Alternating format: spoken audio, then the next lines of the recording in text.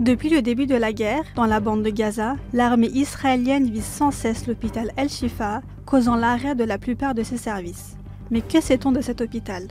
Créé en 1946, soit 2 ans avant la création d'Israël, l'hôpital El-Shifa était à l'origine une caserne militaire appartenant à l'armée britannique.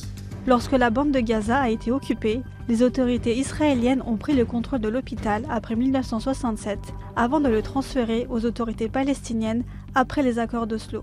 L'agrandissement de l'hôpital a commencé sous l'administration égyptienne avant 1967 et a été remodelé dans les années 80 sous l'administration israélienne. Aujourd'hui, il est le plus grand complexe hospitalier de Gaza et comprend 3 hôpitaux distincts: un hôpital chirurgical, un hôpital des maladies internes et un hôpital de gynécologie.